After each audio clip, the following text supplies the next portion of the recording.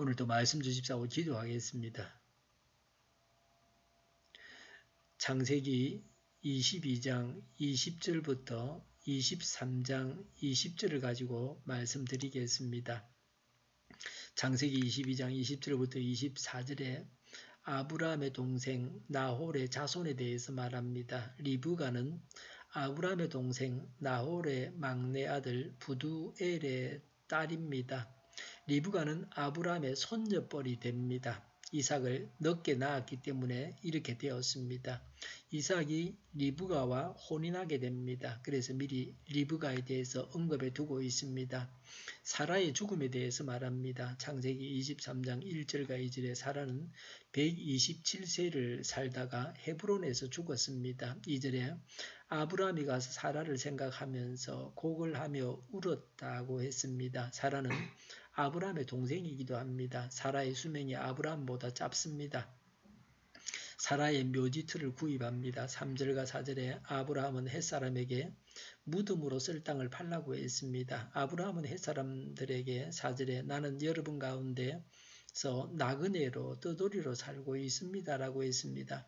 아브라함은 하나님께서 주시겠다고 약속하신 땅에서 자기 땅이 없어서 그곳 주민인 햇사람들에게 땅을 사려고 했습니다. 5절에 햇족속 사람들이 아브라함에게 대답하였다. 6절에 어른은 하나님이 우리 가운데 세우신 지도자이십니다.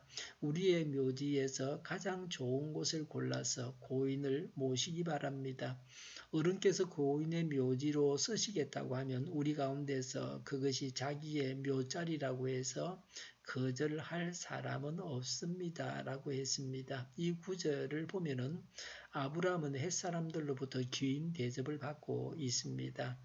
말로라도 이렇게 대접을 받으니까 아브라함이 원하는 것을 할 수가 있습니다.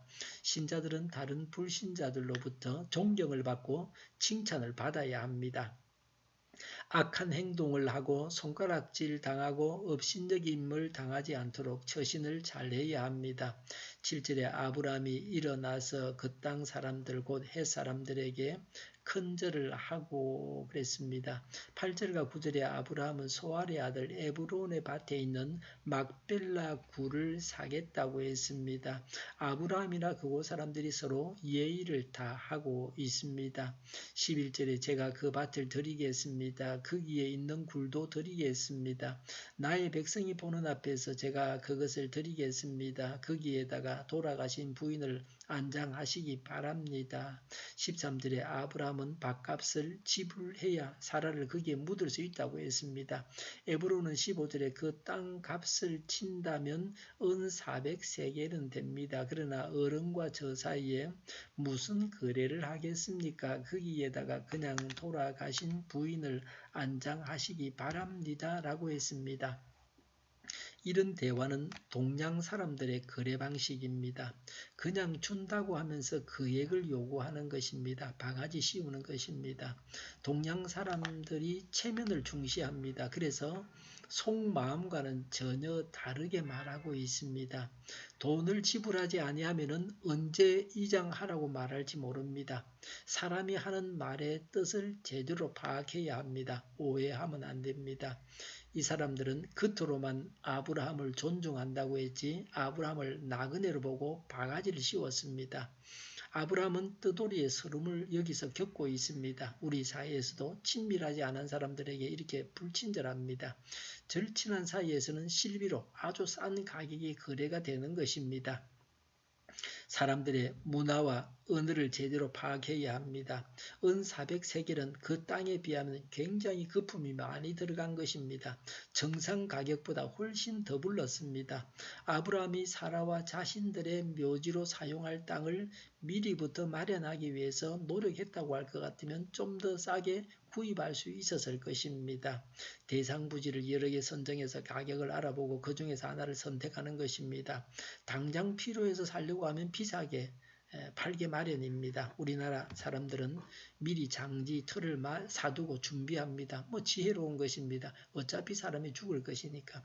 우리나라하고 다른 점은 무덤을 땅을 파서 묻는 게 아니고 굴에다가 모시기 때문에 여러 사람 가족들이 그 굴에 들어가서 묘지로 여러 사람의 묘지로 사용할 수가 있습니다.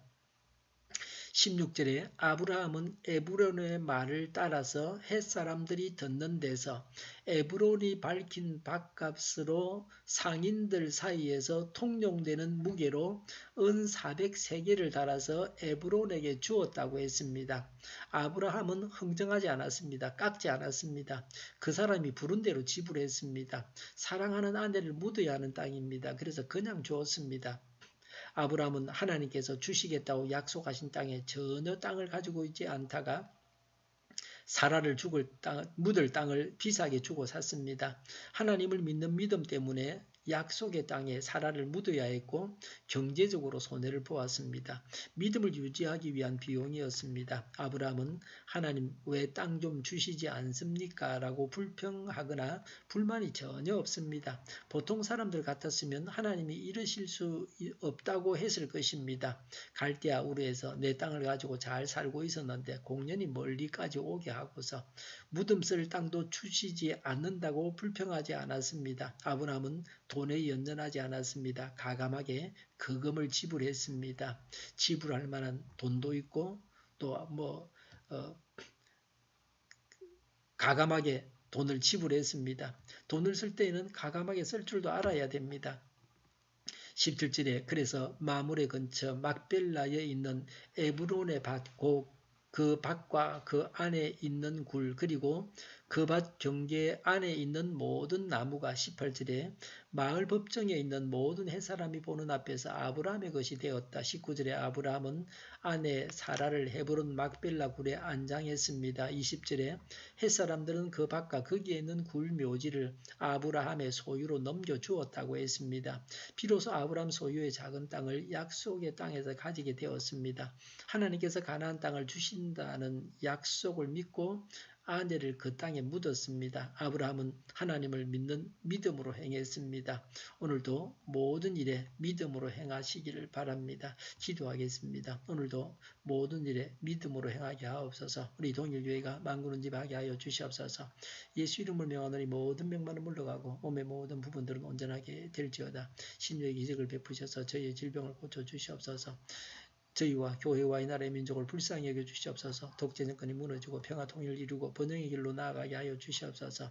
전쟁 위험이 사라지게 하시며 북한의 핵 문제를 해결해 주시며 신앙의 자유를 늘 누리며 살게 하여 주시옵소서. 하나님을 대적하는 세력들이 바로 망하게 하여 주시옵소서. 국회가 하나님 기뻐하시는 법만을 만들게 하시며 반성 영적인 모든 법관 얘기들이 즉시 철폐되게 하여 주시옵소서.